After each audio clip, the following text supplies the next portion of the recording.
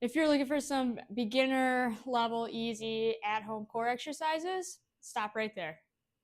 The first exercise we're going to do is what I would call kind of like a dead bug core activation. So you're going to lie on your back like so. Your legs and hands are going to be in the air to start, and then you're going to take your hands and press them into your knees, and your knees into your hands, right? You're going to kind of push into each other. From here, you're going to take 10 slow breaths. If you don't want to breathe, which you should, you're just going to do 30 to 60 seconds. So it just depends on what you want to focus on. I personally like the timing method, but breath work is always a valuable skill.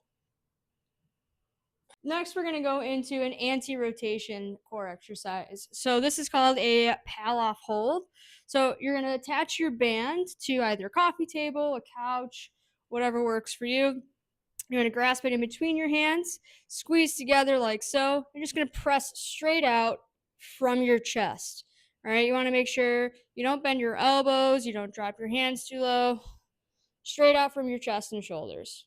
You're going to hold here for 30 to 60 seconds. This is called an anti-rotation exercise because you're preventing rotation from happening, right? You're preventing the band from pulling you towards this coffee table. That works your obliques, your sides, more than anything else. But you will still get some activation down the middle as well. Our third exercise is going to be a tried and true. It is the dead bug. This is great for every beginner. It's not only good for core, but it's also good for some coordination. So you're going to lie on your back like we were before. Hands and feet in the air. You want your knees bent at 90 degrees over the hip with the knee. You're going to extend opposite arm, opposite leg.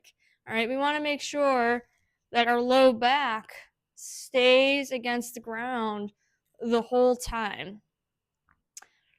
All right, this one you do for reps, 10 per side or whatever you can manage. Sometimes people have trouble with their hip flexors on this one. If that is the case, you can do more of a heel tap version and work your way out to doing the full leg extension. The fourth exercise is good both for obliques as well as some coordination. I have everybody do this one. So you're going to start with in a half kneeling position. The same side that the leg is up, the arm is going to be up. All right, so you're just going to hold this position. I'm going to take the other hand and you're going to reach down towards the floor. You want to make sure you look up towards your hand as you're performing this movement, and then you're going to come back up. So long term, the objective would be to hold a kettlebell or dumbbell, some sort of weight in your hand that's overhead. But you want to make sure that you get the motion down first, maybe build up some base strength with this before you go adding any weight. You also want to make sure you get good at that shoulder rotational movement too before you go adding anything, right? So as you can see, when I'm upright, my hand starts neutral, but then as I go down, my palm opens up forward. So rotates closed and rotates open. All right, this will ensure some stability in the shoulder, especially as you start adding weight, right? That's going to start testing those boundaries a little bit once you get to that point. The last exercise we have is an upward cable chop. You can do all sorts of cable chops, but for anyone at home, the upward is probably going to be the easiest to do. So again, you're going to make sure that band is looped around something sturdy. You're going to hold the band in between your hands, kind of like we did for the Pallof hold.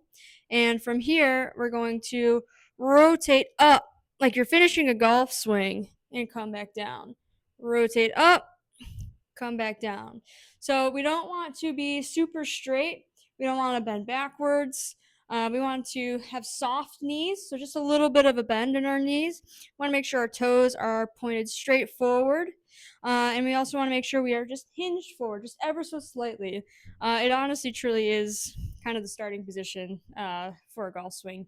And I'm not even a big golfer, so So you're starting here, down at the hip, over the opposite shoulder. Down at the hip, over the opposite shoulder. So you really want to move from your core, all right? You're not letting your arms do the moving, right? Your arms aren't the ones moving, like so. You are twisting from your midsection, okay? If you're doing it right, you're going to feel it all through your center here. Thanks for joining me for this week's exercises. Join next week for more.